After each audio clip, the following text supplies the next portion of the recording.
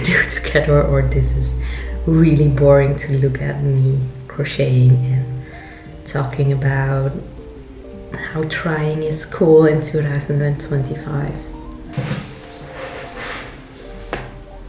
But I would have a little chat with you while I crochet something.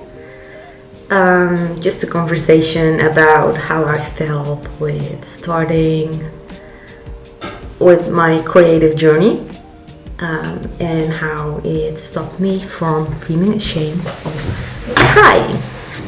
So that's what we will do today. Chill, crochet, and a little chat.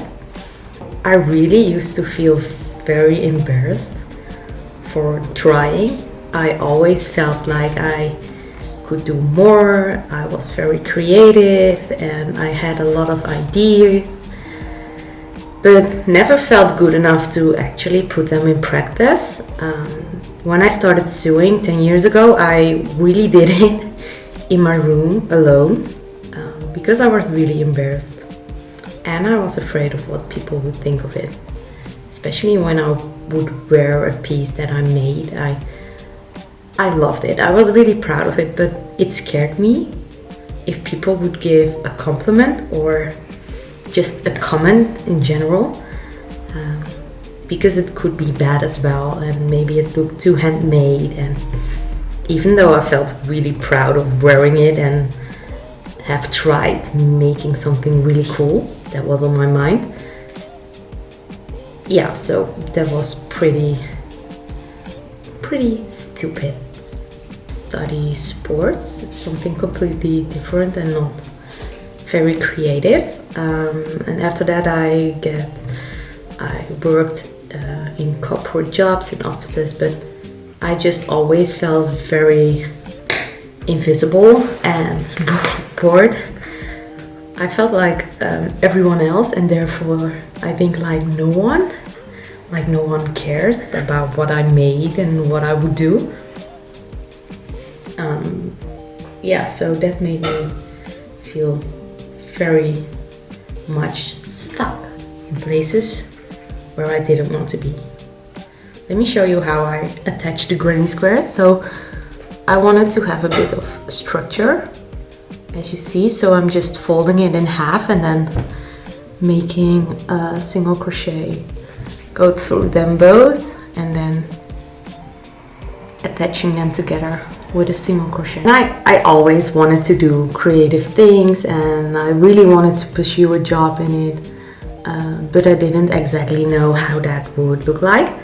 So I just kept searching and searching and searching, and then I started studying again, a creative study, which I loved, and I was actually quite good at it. So that made me feel a little bit more secure about my creativity and that I actually would be able to do something with that. Cool. I had problems with buying clothes because I'm really small, and something just always seemed off. So it was too big, or it was not, just in weird areas it would fit weird. And I always had a vision in mind of how I would love my clothes to look on me.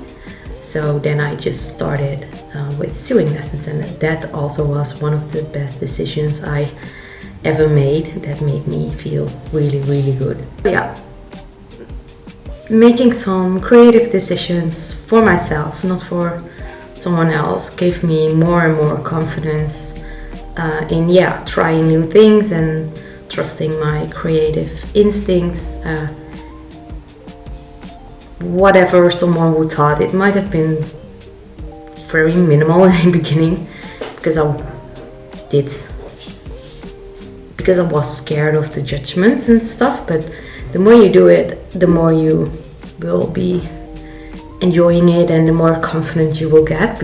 And waiting to get confidence doesn't work like that. It doesn't come to you, it comes from taking action. So starting making the actions, making decisions for myself, the things that I wanted to do, gave me more and more confidence. And I'm definitely not confident in a lot of areas, But in the creative space, I really gained more and more confidence, and now I really enjoy making things, and I can truly scream my passion to everyone because I just know I'm good at it and I love doing it, and people see that. People see passion, and self really just allows you to get more interested and more thoughtful of what you want to do, instead of just following a path that maybe you did not exactly not choose, but also wasn't your choice, if you know what I mean. Just going with the flow instead of thinking what the flow for you would look like. After quitting my job and studying again, I started my business, my brand.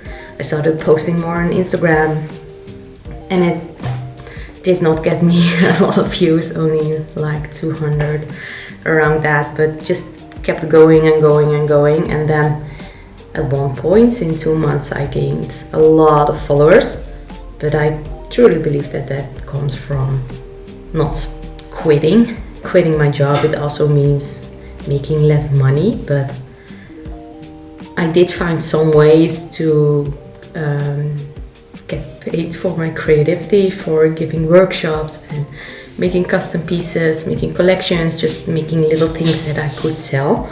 Also giving sewing classes, and just helping people with what I could do and get them motivated to start doing that as well. So he didn't pay me as much as I did get in the jobs that I had, but the biggest realization I had there is that no paycheck is worth my creative freedom. Because even making less, but the whole day I could do what I was most passionate about, and that's just insane. That feeling is not replaceable in any paycheck. So I think you really have to be very thoughtful about what you want to do and what it's worth for you. So if you're comfortable right now and you don't want to earn less, or you're scared of posting or whatever it is, then you should not try. But if you have a feeling that you want to try and maybe it can work, then it should be a good thing to not be ashamed of trying. And I think people are trying online and it feels cringe until it doesn't. So just start doing whatever you want to do. Be cringe about it. I felt really cringe about myself as well in the beginning, but over time that gets less, and then the views go up, so it becomes a positive thing instead of a bad thing to happen for you. Besides that, you're working on your passion, so that's cool as well. I switched to pink because the blue I don't have any more blue, but it will be just a fun, colorful top. It will be a Gillette with granny squares. Maybe I finish it today, maybe not. It's really cool to have the online community with people that love the things that you love. So I do think that when you get very specific in the things that you love and start posting about that, eventually people that like those things too will start following you, will start commenting, and just you create like a little community of people that like the same things as you, and eventually you might be able to help them a little bit with pattern making, with crochet, with inspiration, just helpful things that makes them more enthusiastic about their journey as well. And I think that's the powerful side of social media, that is really positive. Most of the time it doesn't matter what someone's passion is. If someone is like really passionate about painting or anything completely different than what I do, it's just seeing someone being that passionate makes me always so involved in their journey and what they do and how they do it, because they are just obsessed with it. And that's a feeling that people have that truly follow their passion and try and make something of it, you just feel that it's real and that it is something that they want to do. And yeah, that just makes sense to me. And that they don't feel ashamed at one point anymore, because they found their people who they can connect with and who they can share value with, and who are just really happy that there is someone trying for them, so that they can become part of the community in a way. At this point right now, I have a community on Instagram with almost 15k sewing crochet girlies that get hopefully a little bit inspired, or just interested in sewing, because it's the most amazing thing you can do for yourself. The confidence of wearing something that you made just hits different. It's amazing. And once you know how to sew or how to use patterns, you really can create whatever you want, without having a lot of theory to follow up for. So that's also pretty awesome. Besides that, I also have a community on Skool, which is a really cool platform where you can gather people that have the same interests, share courses and more. Yeah, it's a learning platform, but make it fun. So people with passions go on there, and there are a lot of people with very specific passions on there, and I love being on there. You can chat with people, you can help people, you can share ideas, and people are just so involved with each other. And yeah, that's a really positive effect of social media and just being online. Something that you want to do and taking action on that, so you stop feeling ashamed for trying,